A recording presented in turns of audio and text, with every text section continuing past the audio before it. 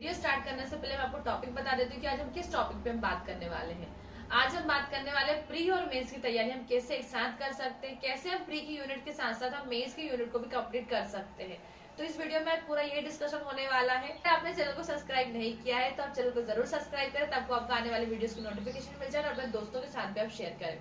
कि आप सभी लोग जानते हैं कि आपका प्रीलिम्स एग्जाम आगे बढ़ चुका है, साथ ही आपका मेंस का एग्जाम का कैलेंडर भी आ चुका है। मेंस में आपको बहुत कम समय दिया हुआ है, तो आपको कैसे अब अपनी स्ट्रेटजी को थोड़ा स्मार्ट बनाना होगा, कैसे आप प्री और मेंस को एक साथ तैयार कर सकते हैं।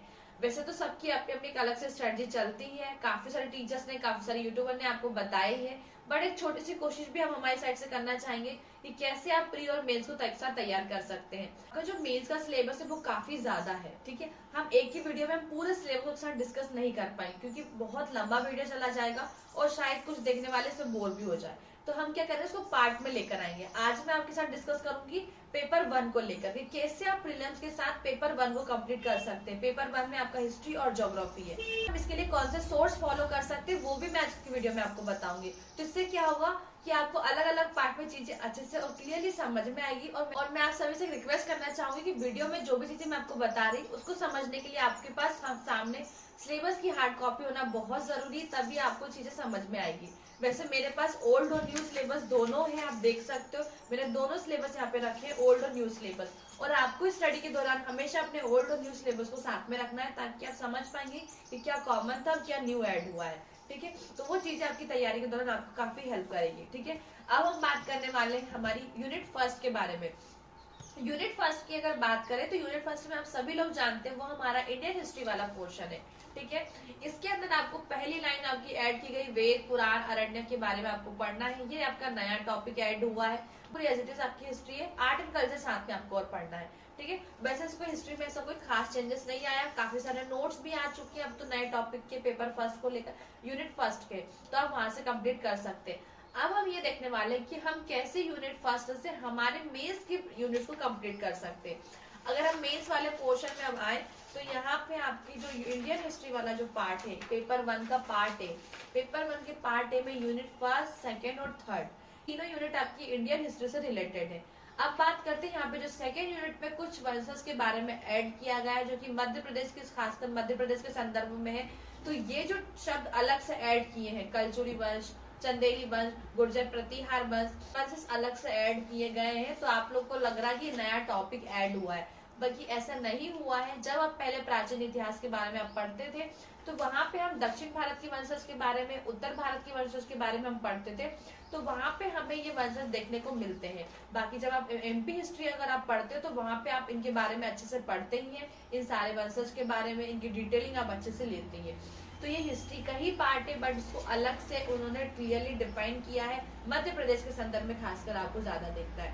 बाकी ओवरऑल आप पढ़ने वाले हो इंडियन हिस्ट्री को, तो आपने देखा कि आप यूनिट फर्स्ट से कैसे हम हमारे पेपर 1 के पार्ट ए की 3 यूनिट को कंप्लीट कर सकते हैं। यहाँ पे आप इतिहास तो पढ़ना ही है, आपको 20 से 25 दिन लग रहे हैं, वहां आपको और एक्स्ट्रा समय देना होगा। इससे क्या होगा कि इससे आपका प्री और मेंस दोनों तैयार हो जाएगा।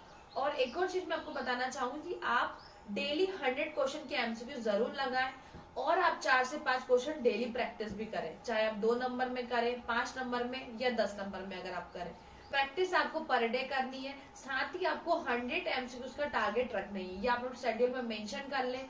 कोई भी टॉपिक आप पढ़ रहे हो, सीरीज की टेस्ट लगाएं या कोई बुक को फॉलो करें एमसीक्यूज की, या टेस्ट पेपर लगाएं, पर 100 एमसीक्यूज आपको पर डे लगाना ही है। और साथ में मेंस के आंसर्स को भी आपको लिखना है, ठीक है। अब अपने यहाँ पे हमारे पार्ट 1 की बात कर ली है 3 यूनिट को लेकर। बात करें तो सेकेंड यूनिट जो आपकी एमपी हिस्ट्री है, इससे आप कौन कौन सी यूनिट कंप्लीट कर सकते हैं। तो पेपर 1 पार्ट ए की हिस्ट्री वाले की जो यूनिट 4 और 5 है, इसको आप आसानी से यहाँ से कंप्लीट कर सकते हैं क्योंकि दोनों में वही सेम टॉपिक है जो आपको प्रीलिम्स में पढ़ना है, ठीक है। अब यहाँ पे उन्होंने कुछ नए शब्द ऐड किए गए हैं, जैसे कि आपको रानी दुर्गावती के बारे में पढ़ना, रानी अवंतीबाई के बारे में, रानी लक्ष्मीबाई के बारे में आपको पढ़ना है, बारे में आपको पढ़ना है। तो ये जो लाइन अलग से ऐड की गई, ये भी आप पहले पढ़ते थे। आप अब ये ना सोचे कि पुराने सिलेबस में नहीं था, न्यू ऐड भी किया गया, ऐसा कुछ नहीं। पूरा हिस्ट्री का ही पार्ट है, बस कहीं कहीं उनको अलग से अब डिफाइन कर दिया गया ताकि आपको इनके बारे में और डिटेल से अच्छे से पढ़ना है। अब बात करते हैं कि आप हिस्ट्री के लिए क्या सोर्स फॉलो कर सकते हैं। तो हिस्ट्री के लिए मैं आपको बेस्ट सोर्स बताती हूँ, आकर आईएएस की हिस्ट्री की बुक को आप फॉलो कर सकते हैं। प्रीलिम्स वाली हिस्ट्री नहीं, मेंस वाली हिस्ट्री। मेंस वाली हिस्ट्री क्योंकि 5 यूनिट की अलग अलग बुकलेट्स आती है, आपको आसानी से मिल जाएगी। अगर आपको उस नोट्स को लेकर डिटेलिंग चाहिए, उसका रिव्यू देखना है तो चैनल पर रिव्यू डला हुआ है। उसके बारे में और डिटेल में जानकारी चाहिए तो आपको व्हाट्सएप नंबर शो हो रहा, वहां जाकर आप सीधा कांटेक्ट कर सकते हैं। तो हमने देखा कि हमारी यूनिट फर्स्ट और सेकंड से कैसे हमने हमारे पार्ट 1 को कंप्लीट किया पेपर 1 का।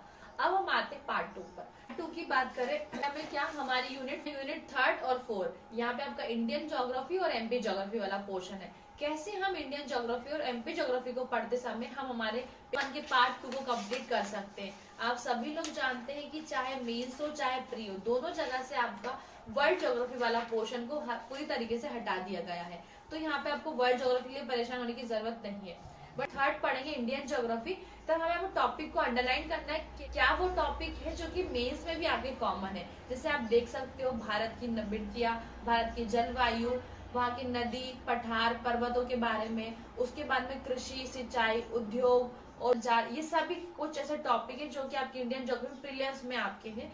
तो आप कौन कौन से टॉपिक यहाँ से कंप्लीट कर सकते हैं वो आपको यहाँ पे देखना है। वैसे आप यहाँ पे यूनिट 1, 2, 3 को आप देखेंगे तो पूरा आप यहाँ पे इंडियन ज्योग्राफी की पोर्शन से आप कंप्लीट कर सकते हैं। ठीक है, तो ऐसा नहीं करना है आपको कि पूरा मेंस की तरफ झुक जाना है। हमें ये करना है कि अगर आप प्रीलिम्स पढ़ रहे हैं तो प्रीलिम्स के साथ साथ मेंस का क्या क्या पोर्शन कंप्लीट हो सकता है। हमें एक्स्ट्रा क्या देना पड़ेगा, हमारा समय। जो समय हमें किसी यूनिट को कंप्लीट करने में लग रहा है वहां पे हमें दुगना समय लगे। इससे क्या होगा, आपके बेनिफिट क्या होगा, एक तो आपको टॉपिक बहुत अच्छे से क्लियर हो जाएगा, कॉन्सेप्ट आपके बहुत अच्छे से क्लियर हो जाएंगे, प्लस आपका मेंस का काफी सारा पोर्शन आपके प्रीलिम्स के साथ कंप्लीट हो जाएगा। हमें यहाँ पे बस कुछ आंसर राइटिंग को साथ में लेकर चलना है जिससे कि आपकी मेंस की प्रैक्टिस बनी रहे। ठीक है, जबकि यूनिट 4 है एमपी ज्योग्राफी। एमपी ज्योग्राफी से आप कैसे आपके जो एमपी ज्योग्राफी वाला पार्ट है मेंस में यूनिट 5 में पेपर 2 के पार्ट 2 में, वहां से कैसे आप कंप्लीट कर सकते हैं। कुछ ऐसे एक्स्ट्रा टॉपिक है जो आपके न्यू सिलेबस में है, ऐड किए गए हैं क्योंकि यहाँ पे वर्ल्ड ज्योग्राफी को हटा दिया गया है। तो वो टॉपिक अगर आपको नहीं मिलते तो अभी आप उसको स्किप कर सकते हैं, बाकी पूरा पोर्शन आप कंप्लीट कर सकते हैं। या आपदा तकनीक वाला जो पोर्शन है ये ओल्ड और न्यू सिलेबस दोनों में सेम था, वहाँ पे सेपरेटली था, यहाँ पे उनको एक ही यूनिट में कर दिया गया है। तो इसके नोट्स पे आपको इजीली मिल जाएंगे। तो यहाँ पे जो ओवरऑल हमने पेपर 1 के बारे में बात की है तो वहाँ पे कोई भी चेंजेस नहीं हुआ है, सिर्फ आपको वर्ल्ड ज्योग्राफी को हटा दिया गया है और इंडियन ज्योग्राफी कुछ टॉपिक को वहाँ पे क्लियरली लिख दिया गया है। तो आपको वो नया टॉपिक लग रहा है, बट जब आप ज्योग्राफी वाले पोर्शन को पढ़ेंगे तो वहाँ पे वो चीजें आपको आसानी से मिल जाएगी। अब सोर्सेज की बात कर लेते हैं कि ज्योग्राफी के लिए आप क्या फॉलो कर सकते हैं। या तो आप किसी कोचिंग के नोट्स को फॉलो कर सकते हैं, चाहे वो आकर आईएएस हो, महात्मा गांधी हो, सिविल जॉब्स हो, निर्माण हो, जिस भी कोचिंग का कंटेंट आपको अच्छा लगता आप उसको फॉलो कर सकते हैं। इन सभी का रिव्यू आप प्लेलिस्ट में जाके देख सकते हैं किस कोचिंग का क्या नोट्स का क्या रिव्यू रहा है। इससे क्या हो कि आपको आसानी से कंटेंट मिल जाएगा। या फिर आप चाहे तो कोई बुक को फॉलो कर सकते हैं, महेश कुमार वर्णवाल की बुक आती है, आप उनको भी देख सकते हैं। ज्योग्राफी के लिए काफी अच्छी बुक है, उसमें भी अच्छी चीज आपको अच्छे से दी गई है। तो हमारी जो 4 यूनिट है एमपी हिस्ट्री और इंडियन हिस्ट्री, एमपी ज्योग्राफी और इंडियन ज्योग्राफी, कैसे हमने इन 4 यूनिट के माध्यम से हमारे पूरे पेपर 1 को हम कंप्लीट कर सकते हैं। आई होप आपको ये चीजें समझ में आई होगी।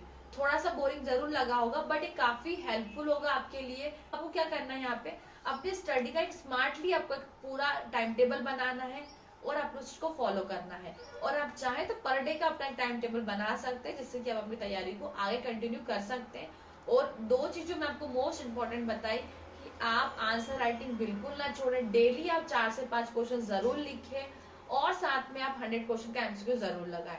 ठीक है, तो ये पूरा आप टारगेट बना सकते हैं। प्रीलिम्स एग्जाम से पहले कम से कम आप मेंस का काफी पोर्शन आप कंप्लीट करके रख सके। तो आई होप आपको वीडियो समझ में आया होगा। अब हम पार्ट 2 में किस बारे में बात करने वाले हैं, पार्ट पेपर 2 को हम कैसे प्रीलिम्स की यूनिट के साथ कवर कर सकते हैं और उसके लिए हम क्या सोर्स फॉलो कर सकते हैं, ये हम पार्ट 2 में देखने वाले हैं। तो आई होप आपको वीडियो पसंद आया होगा और अगर आपको वीडियो पसंद आया तो अपने दोस्तों के साथ भी शेयर करें और चैनल को जरूर सब्सक्राइब करें। तो मिलते हैं नेक्स्ट वीडियो में नेक्स्ट पेपर के साथ में। Thank you so much, bye bye.